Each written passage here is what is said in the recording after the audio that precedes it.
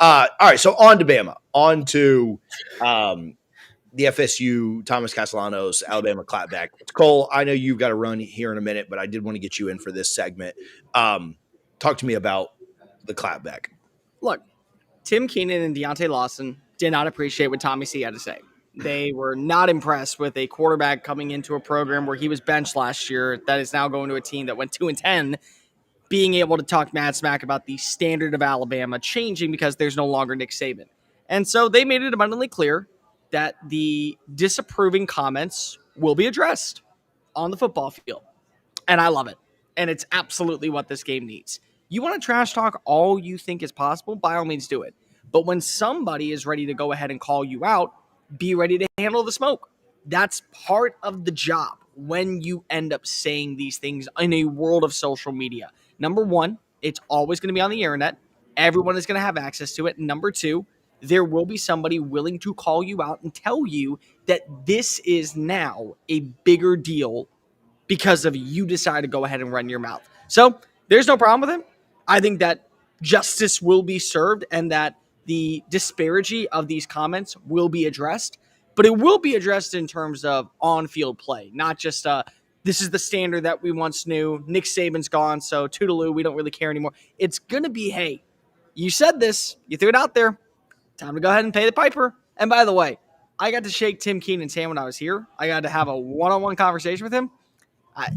I don't know if there is an offensive lineman in Tallahassee, Florida that wants to go one-on-one with him in battle. And then Tommy Castellanos wants to feel just the hands, not the entire body of a 320-pound defensive tackle that moves like a 5-star edge on the outside. I think there is a player out there that truly, truly, truly is ready for what Tim Keenan is going to deliver. Oh, and Deontay Lawson says he's at 90% healthy. So that's another thing that you're going to have to worry about with the delayed blitzes for King Womack's defense. I like this because you've got the veterans who represent what the Alabama brand has been about for a long time, even though there's been a change in head coach. And I know that changes what people think of Alabama, but still to see this veteran leadership stand up and say, yep, we're going to get you. And we've talked about it here on this show before, is that first drive or two for Florida State. It's going to be tough for Tommy Castellanos because of everything he said, but then you're going to get into the flow of the game and you have to see if it's contentious or anything like that. I love this sort of stuff. By all means, you're going to stand your ground in this type of game, especially really early in the season when everybody's itching to play. I'll get right back to the video, but first, I do want to tell you the Alabama FSU tailgate tickets are officially live. If you're coming to the game, you know somebody going to the game, and you're looking for a spot to tailgate. If you're an FSU fan and you don't already have a tailgate, or you're an Alabama fan who just doesn't want to set things up or have to spend a bunch of money on parking passes or anything else, we will take care of everything for you. All you can eat, all you can drink. We'll have shade, we'll have TVs. We'll be right next to the stadium, literally the closest spots you can park. They're in Lot 5, right by the Osceola and Renegade statue. Tickets on sale now. We probably will sell out. So if you're coming in town, shoot me an email if you have any questions, tj@doublefriesnoslaw.com. It is in partnership with my FSU podcast, but anyone's welcome. I know a bunch of Bama fans that are already coming. We'd love to have you come hang out if you'd like to. Go check out the tickets, fsubama.eventbrite.com, and come hang out with us.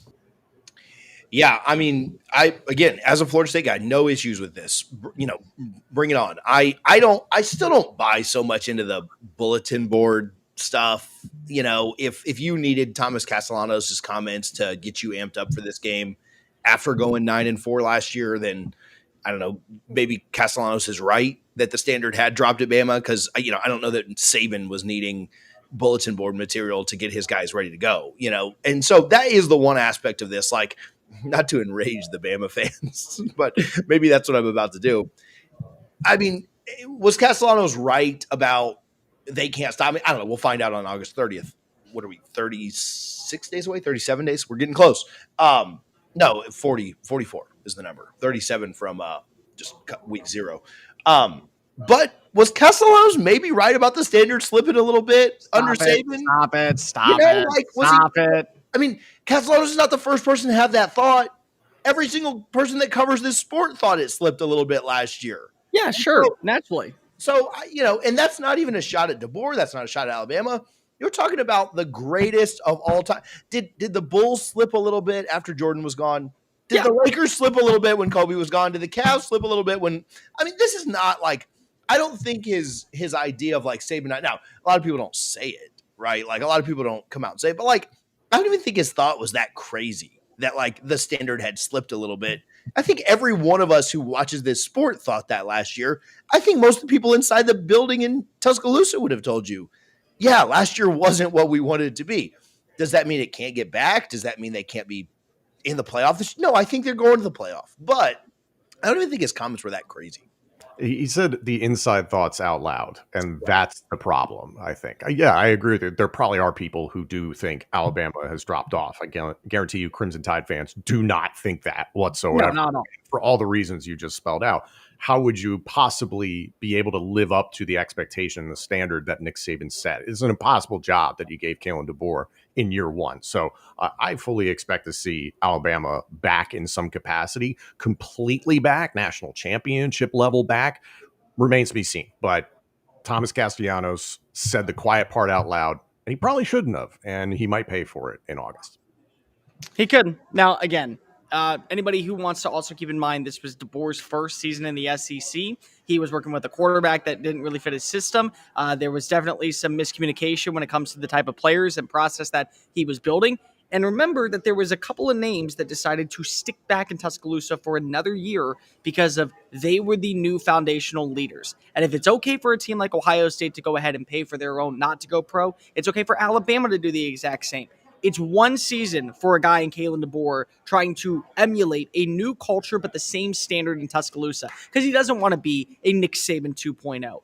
So let's give him at least one more year, and then we can go ahead and throw the darts and throw the stones and say, this is the Alabama that is not I'm not used to. It's not my Bama. It's not my old school, but it's not going to be that. Just give it one more year because I'm telling you what, you leave SEC Media Days with so much more confidence in what Alabama is going to be this year on paper. But again, it's not a game on paper. It's a game in production. I got to run. I'll see you boys next week. See you, buddy. Thank you.